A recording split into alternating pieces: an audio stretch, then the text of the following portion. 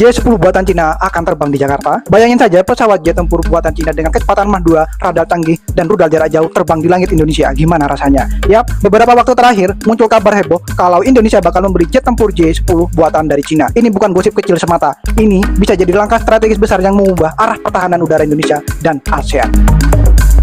1. Awal mula isu pembelian. Pada sekitar pertengahan tahun 2025, muncul laporan dari berbagai media luar termasuk AP News bahwa Indonesia sedang dalam proses pembelian 42 Chengdu J-10C dari China. Nilainya sampai 9 miliar US dollar. Bahkan ada kabar kalau Indonesia sudah mengirimkan beberapa pilotnya ke China untuk latihan terbang J-10C. Ini semakin menguatkan rumor yang ada. Di sisi lain, Wakil Menteri Pertahanan Indonesia sempat bilang kalau pembelian ini masih rumor. Jadi statusnya masih tanda tanya besar. Belum ada pengumuman resmi secara final. Tapi yang jelas isu ini sudah bikin banyak analis pertahanan mulai ngitung-ngitung apakah Indonesia akan menjadi negara yang akan diperhitungkan dari sisi pertahanan udara. Kenapa Indonesia melirik J-10? Alasan utamanya adalah modernisasi alutsista. Pesawat tempur Indonesia sekarang ini banyak yang sudah berumur seperti F-16, Sukhoi yang perawatannya ribet, dan rencana beli Rafale dari Prancis pun belum semua terrealisasikan. Di saat yang sama, harga jet barat itu semakin melambung tinggi. Disinilah J-10C muncul sebagai alternatif yang lebih terjangkau. Harganya mulai sekitar 50 juta dolar per unit, jauh lebih murah dari Rafale atau F-15. Selain itu, ada faktor geopolitik juga. Dengan beli dari Cina, Indonesia bisa diversifikasi sumber senjata, nggak tergantung 100% dari Barat atau Rusia. Tapi ya, keputusan kayak gini nggak bisa asal ambil, karena efeknya akan sangat panjang. Yang ketiga adalah spesifikasi singkat J-10C. Sekarang kita bahas jeroannya J-10C. Pesawat ini termasuk kategori generasi 4,5. Dia single engine, kecepatannya bisa sampai Mach 2 dan punya desain sayap delta per scanner yang bikin manuver lincah di udara.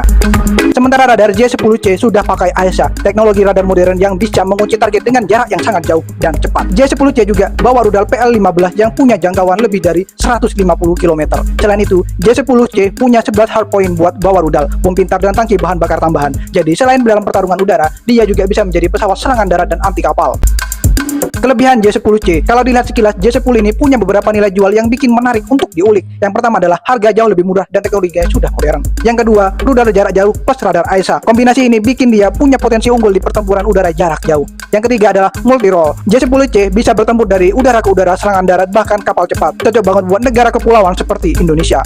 Yang keempat adalah manuvernya sangat lincah. Desainnya bikin dia enak buat dogfight, terutama kalau lawannya F-16 lawan. J-10 sangat efektif di pertempuran udara dengan menjatuhkan Rafale.